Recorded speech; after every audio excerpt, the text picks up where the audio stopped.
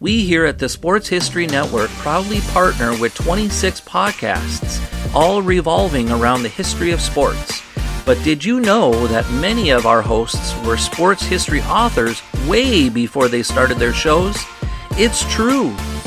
We've got Joe Ziemba, host of When Football Was Football, Joe Zagurski, host of Pro Football in the 1970s, Mark Morthier, host of Yesterday's Sports, Tommy Phillips, host of Lombardi Memories, and Scott Adamson, co-host of From the 55-Yard Line.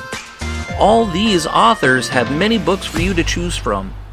To check them out, go to our website at sportshistorynetwork.com/sportshistorybooks. Pick up your copy today. Soundtrack provided by Kevin MacLeod of filmmusic.io. Stay tuned for this episode of the Best of the Pigskin Dispatch. Here's what happened on June 25th in football history, the birth of the anniversary of a lady important to the NFL broadcasting, the world of football is on fire, Grambling launches a tank, and remembering the Hall of Fame greats on their date of birth. We'll provide you with a little bit of football nostalgia, and this daily football history segment features the great events, franchise formation anniversaries, as well as birthdays of notable Hall of Fame players, coaches, or anyone else in our great game, and many more legendary stories of the Gridiron, all coming up here in just a moment on the Best of the Pigskin Dispatch. This is the Pigskin Daily History Dispatch, a podcast that covers the anniversaries of American football events throughout history on a day-to-day basis. Your host, Darren Hayes, is podcasting from America's North Shore to bring you the memories of the Gridiron, one day at a time. So as we come out of the tunnel of the Sports History Network, let's take the field and go no huddle through the portal of positive gridiron history with pigskindispatch.com. This podcast is part of the Sports History Network, your headquarters for the yesteryear of your favorite sport. You can learn more at sportshistorynetwork.com. Hello, my football friends. This is Darren Hayes of pigskindispatch.com, and welcome once again to the Pigpen for another exciting day of great gridiron history as we do it one day at a time, and June 25th is our date of topic today, and we have some great history for you. And we're going to start off with our newspapers.com football history headline of the day, and it's from the June 26, 1951 St. Louis Post-Dispatch when they printed this great headline, Godfrey and color television debut. Yes, on June 25th, 1951, the first color television broadcast took place in New York City by CBS to 4 other cities of the Arthur Godfrey Show. CBS sold commercial airtime at $1,000 per minute, an almost laughable price now, but at the time that was super expensive. Yet 7 sponsors paid the price and advertised their wares to the audience, estimated at over 40,000 people.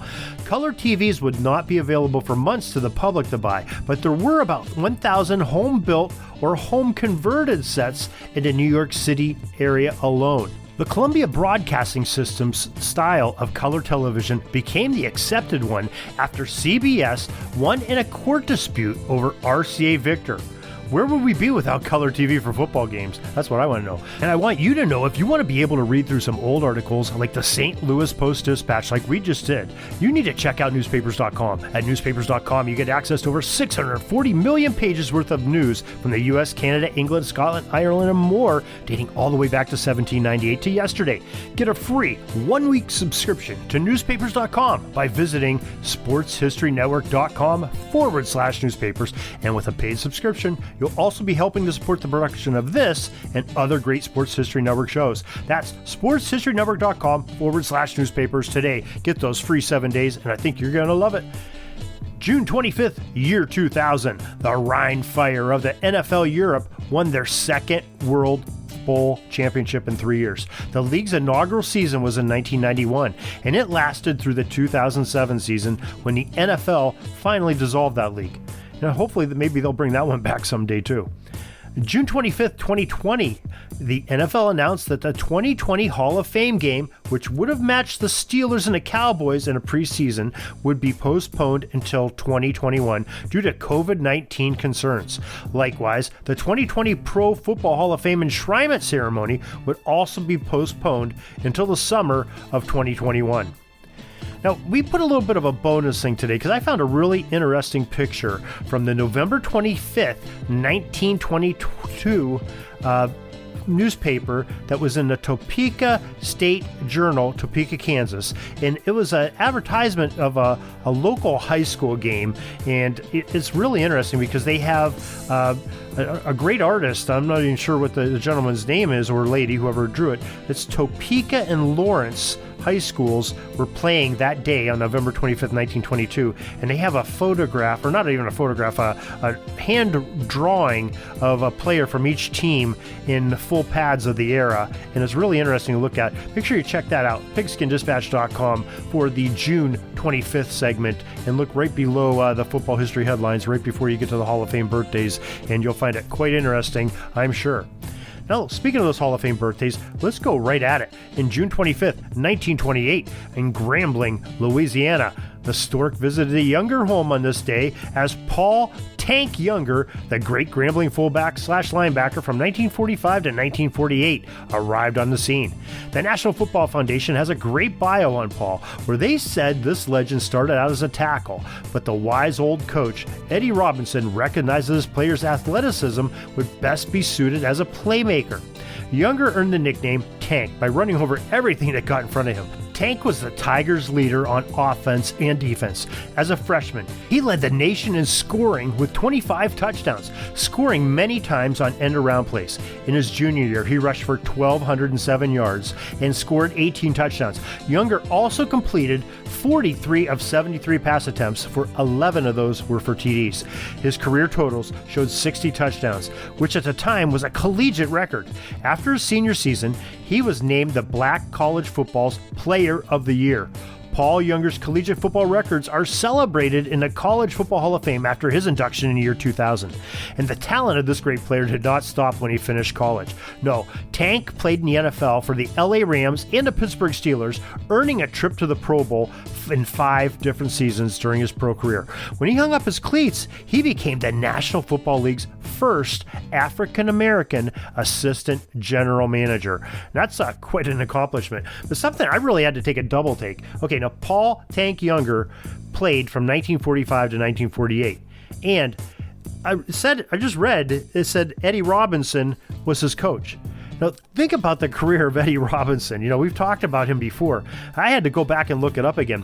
But he coached Grambling in 1941 and 1942.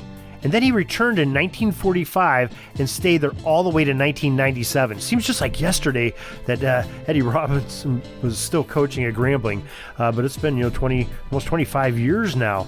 But what a long career. The 1940s, 41, 42, and then 45, all the way to 1997.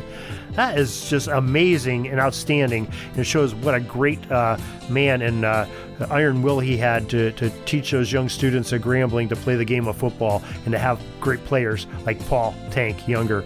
And we're glad we could share that with you today. Let's go to another birthday, June 25th, 1964, Norristown, Pennsylvania. Boston College's defensive tackle from 1982 to 1985, Mike Ruth was born. The NFF informs us that Ruth was an Outland Trophy winner in 1985, and he was also a consensus first-team All-American as a senior. Mike led the Eagles to 3 bowl games, including a win in the 1985 Cotton Bowl game against Houston. Boston College would finish the 1984 season in stellar fashion as they were ranked 5th nationally in the polls. Ruth amassed 344 career tackles, 29 sacks, 7 forced fumbles, and 3 fumble recoveries during his remarkable career. In 1986, he received Boston College's highest athletic honor when he was named the Eagle of the Year. Mike Ruth was honored with induction into the College Football Hall of Fame in 2017 after the National Football Foundation tabulated up their votes. The big defensive tackle was drafted in the second round of the 1986 NFL Draft by the New England Patriots, and he spent 2 seasons with the franchise. He also spent 2 seasons with the Barcelona Dragons in the World League of American Football. Now, we have another notable gridiron-related birthday, not a Hall of Famer, though she probably is maybe in a broadcast Hall of Fame. We'll have to check that out later. But June 25th, 1949, Phyllis George broke the barrier in sports journalism by becoming the first woman to co-anchor the NFL Today on CBS. For more on this great lady of the gridiron airwaves, please take a moment to read our Phyllis George special post that we actually put up last year on this date, but we want you to make sure you check that out. You can find the link on our June 25th edition of the Football History Headlines, or you can go up top and you can go to our Inspiration Sensations section, and you will see the title First Lady of Football Journalism. That's on Phyllis George. And just to read a little bit of excerpt on her because it's her birthday. Phyllis George was born on June 25th, 1949, Denton, Texas, and as a youth, she trained as a classical pianist.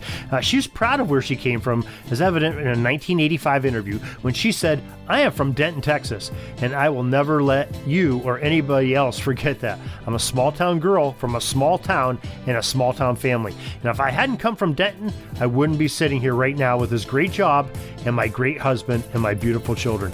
Now, she was just fantastic. Of course, her husband was a former governor of Kentucky, John Y. Brown. The couple married in 1979, even though they later divorced in 98, but not before raising two children who were born, and the family lived in the governor's mansion. And they're just a remarkable story. First woman to co-anchor a football show, and that's amazing all by itself. And now look what doors it's opened for all the women in football today, both on ESPN and CBS and NBC and Fox and NFL Network. Just opened up a lot of doors for women inside line reporting, and some of them in the booth, and had some great things happening with women in sports, and it's really added another great dimension to the game of football. And we're glad that Phyllis George was the one to open those doors, because what a beautiful woman, beautiful person, and a great knowledge of the game. She did some great interviews with some players back in the 70s and 80s when she was with CBS, and we sadly miss her. We lost her back May 16th, 2020, and she fought a disease that ended up taking her life. But what a beautiful person, and what contributions she made to a lot of things, but especially in the world of sports journalism on the NFL. So great time. We're glad you could join us today for this action-packed day of football history. Hope you'll join us again tomorrow. We appreciate you. We appreciate your listenership and your time that you spend with us. And we also invite you to check out PigskinDispatch.com. We told you about the Phyllis George article. That's under our Inspiration Sensations. We have our football history headlines, which we do give to you each and every day. And we have a lot of great things on there, including our football funnies. PigskinDispatch.com every Sunday. Football funnies. Get a little bit of a laugh. Comics that are football oriented and geared to that gridiron mind, and we hope you enjoy that and are having a good time with it, because we sure are having a great time presenting those to you. Also, find us at sportshistorynetwork.com, where I have about 19 other buddies over there that are just working their butts off every day, bringing you some great sports history podcasts. It is truly becoming the headquarters of sports yesteryear. Just really excited this week. Just got back from a trip to Dallas, visited some family down there.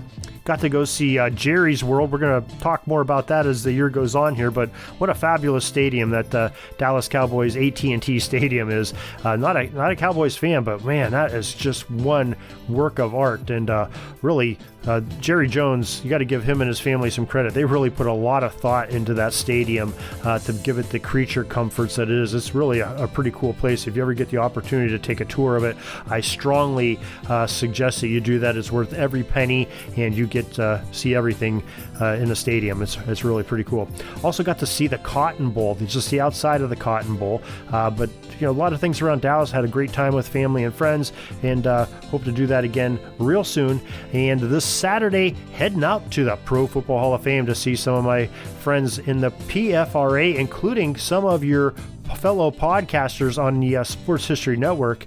I know Joe Ziemba will be out there, and Dan Newman, just to name a couple, and we're going to have some great times out there. We're going to get to meet face-to-face with these guys and have some good times. So hopefully we'll bring some more stories and some great new photographs to you on Pigskin Dispatch. I know we got some of Jerry's World down in Dallas, and we'll get some from Canton as well. And just to color your life with a little bit of football, and put that great football history and information on pigskindispatch.com. So until tomorrow, everybody, have a great Gridiron Day. Peeking up at the clock, the time's running down. We're going to go into victory formation, take a knee, and let this baby run out. Thanks for joining us. We'll see you back tomorrow for the next podcast. We invite you to check out our website, pigskindispatch.com, not only to see the daily football history, but to experience positive football with our many articles on the good people of the game, as well as our own football comic strip, Cleat Marks Comics. Pigskindispatch.com is also on social media outlets, Facebook, Twitter, Instagram, and don't forget the Pigskin Dispatch YouTube channel to get all of your positive football news and history. A special thanks to the talents of Mike and Jean Monroe, as well as Jason Neff for letting us use their music during our podcast. This podcast is part of the Sports History Network, your headquarters for the yesteryear of your favorite sport. You can learn more at sportshistorynetwork.com.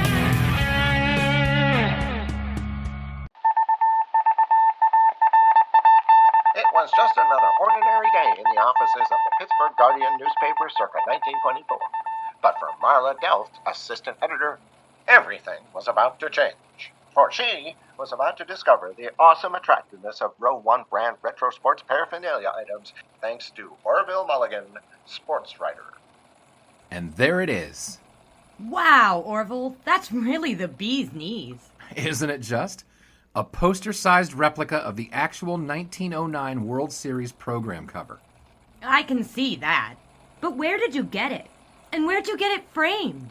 I ordered it from the Row 1 website, where over 6,000 items of sports memorabilia from the 1880s to the 1990s are available for reproduction, in multiple sizes and in several different materials, with over a dozen styles of frame to choose from for prints like this. Well, I'm sure Mr. Delft would love to put up more of these in the office. But I'm equally as sure they're beyond this newspaper's budget. Not at all, my dear Marla. See for yourself. Go to sportshistorynetwork.com/row1. sportshistorynetwork.com/row1. Oh my, these are good prices. Oh, and look at this stuff. Oklahoma-Nebraska football, college basketball art, Michael Jordan items. And so it retro was that sports Marla Delft advertisement discovered the clappers. splendiferous magic of Row 1 sports memorabilia, arts, and prints. You can too by visiting sportshistorynetwork.com/row1. That's ROW1 today for access to the full Row 1 catalog of gallery prints and gifts like t-shirts, long-sleeve shirts, telephone cases, coffee mugs, blankets, pillows, towels, and even shower curtains. Act today for 15% discount off all prints with coupon code SHN15 and 20% off all other items with coupon code SHN20 at checkout. And keep your dial locked to the Sports History Network for the exciting chronicles of the 1920 sports world in Orville Mulligan, sports writer. Coming soon.